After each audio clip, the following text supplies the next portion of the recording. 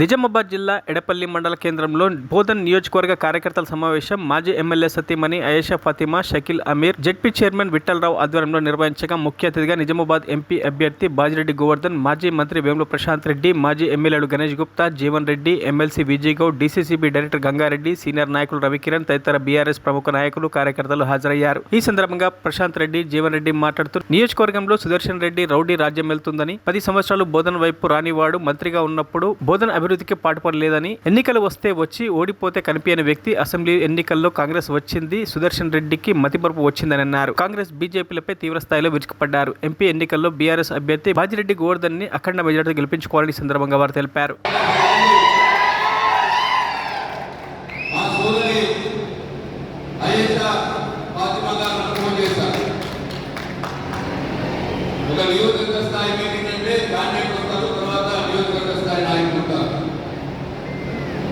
కానీ సోదరి ఫాతిమా ఫోన్ చేసి, అన్న మీరు కూడా రావాలి, జీవన రావాలి, గణేష్ రావాలి, మీరందరూ కూడా రావాలి పెద్దలంతా అంటే ఎందుకమ్మా అని అడిగిన.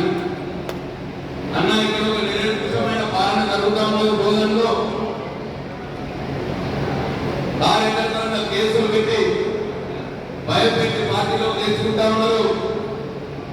నాయకుల మీద అవిశ్వాస తీర్మానాలు పెట్టి భయపెట్టించి పార్టీలో చేసుకుంటా ఉన్నారు. మీరందరూ వస్తే కానీ మా ధైర్యం ఉన్నదని నా అంటున్నాను. మీరెన్ని కేసులు పెట్టినా, మీరెన్ని అవిశ్వాస తీర్మానాలు పెట్టినా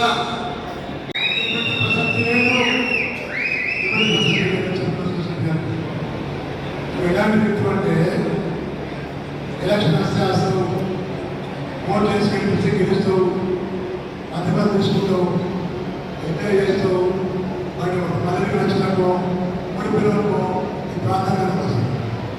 ఈ సంబంధించిన కార్యక్రమం ఏమైపోయారు, చచ్చిందా బతికిందా అని ఇబ్బంది ఏంటి, ఇక్కడ ఎప్పుడన్నా అలాంటి వ్యక్తి రాజకీయానికి అసలు అర్హత లేదు.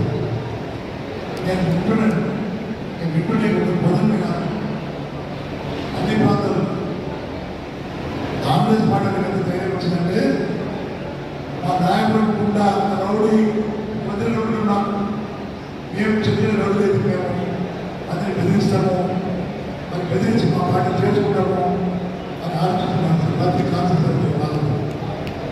నేను అడుగుతున్నా, అందరూ అడుగుతున్నాను, నాయకుడు ఎవరిపోతుందో తెలుసా మీకు?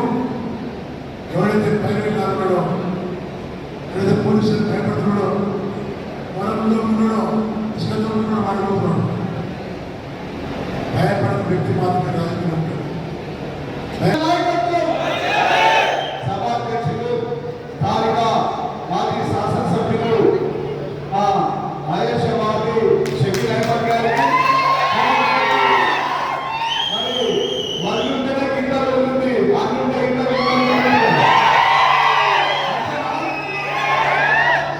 ప్రారంభమైంది ఉండవు. అంతేనా?